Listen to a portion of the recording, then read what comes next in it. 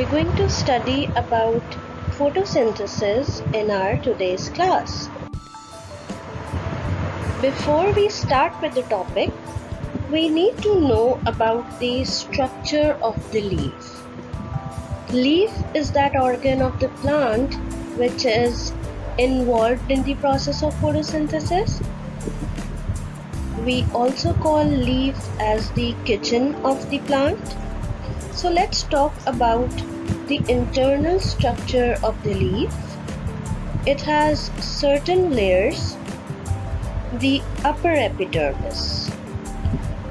The lamina of the leaf has a layer on the upper side which is known as the upper epidermis.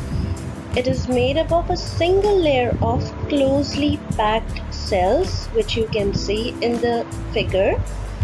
The upper epidermis is covered outside by a waxy and transparent layer which is known as the cuticle. Then comes the mesophyll layer. Mesophyll layer lies just between the upper and the lower epidermis, and it is the main site of photosynthesis. The mesophyll cells consist of two types of tissues. One is the palisade mesophyll tissue and the other is the spongy mesophyll tissue. Let's talk about palisade and spongy mesophyll tissue. If we talk about palisade mesophyll tissues, they consist of one or two layers of closely packed, long and cylindrical cells, and these cells they contain a lot of chloroplasts. Whereas spongy mesophyll cells are irregular in shape and they have numerous large intercellular air spaces around the cells. The cells of spongy mesophyll tissue carry out photosynthesis, but they contain fewer chloroplasts than the palisade mesophyll cells. The spongy mesophyll cells are covered with a thin film of moisture, and within this layer are the vascular bundles situated. Then let's talk about the lower epidermis. It is beneath the mesophyll cells.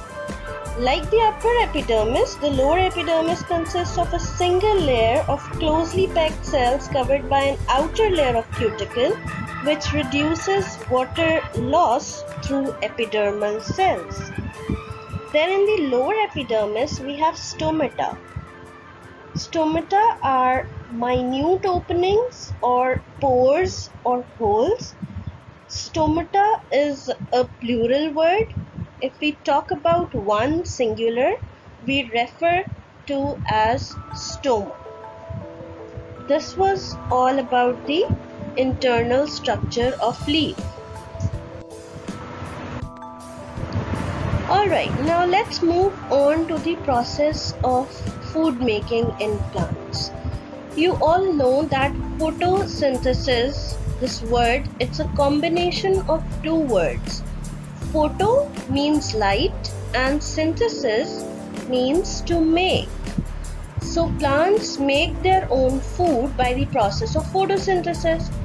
In order to make their foods, they need some ingredients or some raw materials.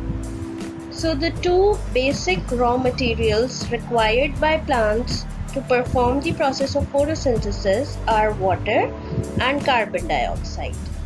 Sunlight is essential as this light energy from the sun is converted into the chemical energy as glucose. So water and carbon dioxide are the two raw materials needed by plants in order to perform the process of photosynthesis. Okay, now which part of the plant takes in water? Plants are living organisms which are composed of certain organs, just like the human beings. The organs of the plants are the roots, stems, leaves, and flowers. So roots are the organs associated with absorbing water from the ground. The water which is absorbed by the roots, it travels up to the stems and then it reaches the leaves. What part of the plant takes in carbon dioxide? We just studied the structure of the leaf. In the lower epidermis, stomata or the holes or the pores are present, and the carbon dioxide, which is present in the air or the atmosphere, it enters the plant by the stomata in the leaves, which are in the lower epidermal layer. Now, which part of the plant is absorbing sunlight? So the green leaves of the plant are absorbing the energy from the sun, which is the light energy, and the plants are using this light energy to manufacture their own food, which is glucose, and they are also using the raw materials, which are carbon dioxide and water. Since plant can manufacture their own food, they are termed as autotrophs. Autotrophs are those living organisms which can produce their own food. We can also call plants as the producers. What is photosynthesis? The diagram, the figure on your screens, it is representing the process of photosynthesis. In order to live, that is to perform the various vital functions of the body, an organism must be provided with sufficient energy. This energy is obtained from breaking down energy-rich organic molecules in food. If we trace the origin of the organic molecules in food, we'll always find that they come from green plants. Just imagine that you had coffee, toast and a hard-boiled egg for breakfast. Where did you get the organic molecules in each of these food? Where are the organic molecules in the food that you had just eaten came from? So these organic molecules in the chicken, they came from the corn it ate. The organic molecules in the egg came indirectly from a plant. You get all the organic molecules directly or indirectly from plants. Now a question arises in our mind that where could plants obtain carbon dioxide and energy from? So we know that air contains carbon dioxide. Could air be the source of carbon dioxide for green plants? Then green plants are exposed to sunlight during the day. Could sunlight be the source of energy for green plants? If carbon dioxide and sunlight are the sources of carbon and energy for making organic molecules in plants, then how is the inorganic carbon dioxide in the air converted into large organic molecules such as carbohydrates? How is the energy in sunlight transformed into the chemical energy stored in these organic molecules? The answer lies in an amazing process which is called photosynthesis.